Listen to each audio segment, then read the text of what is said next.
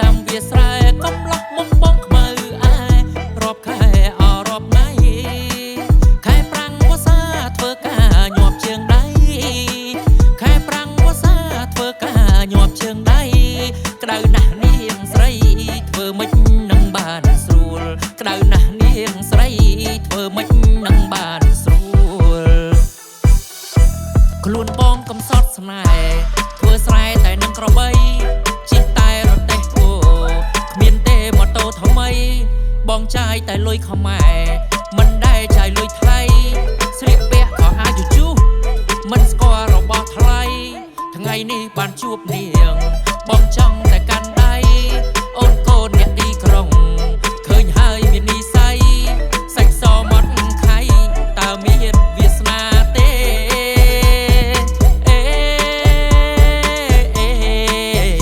បងខ្មៅតើពីលពៅស្រឡាញ់បងទេ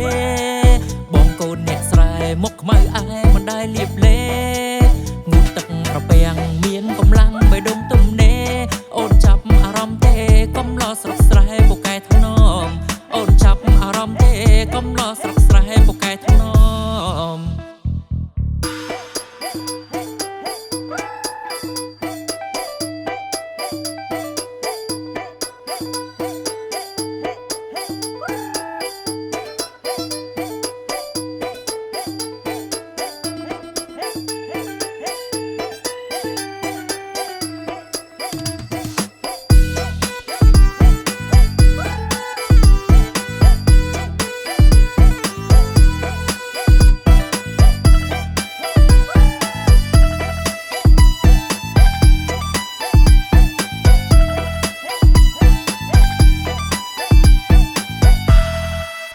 រូបបងខ្មៅតើពីលពៅស្រឡាញ់បងទេ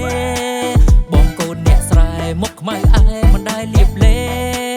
ងូតទឹកប្រពាំងមានកម្លាំងបេះដូងទំនេរអូនចាប់អារម្មណ៍ទេកុំលោស្រុកស្រែពូកែថ្នមអូនចាប់អារម្មណ៍ទេកុំលោស្រុកស្រែពូកែថ្នមបងខ្វៀលក្របីដើរចាប់ត្រីតាមវាស្រែកុំឡោះមុខបងខ្មៅអែ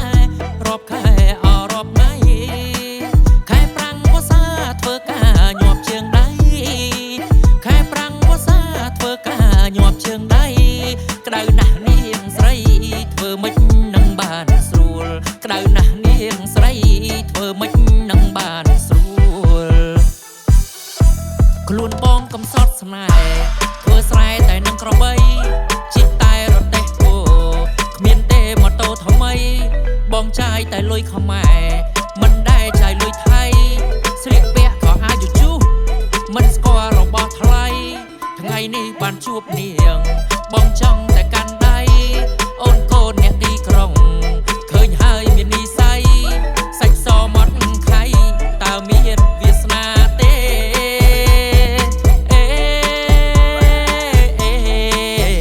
បងខ្មៅតើពីលពៅស្រឡាញ់បងទេបងកូនអ្នកស្រែមុខខ្មៅអែមិនដែល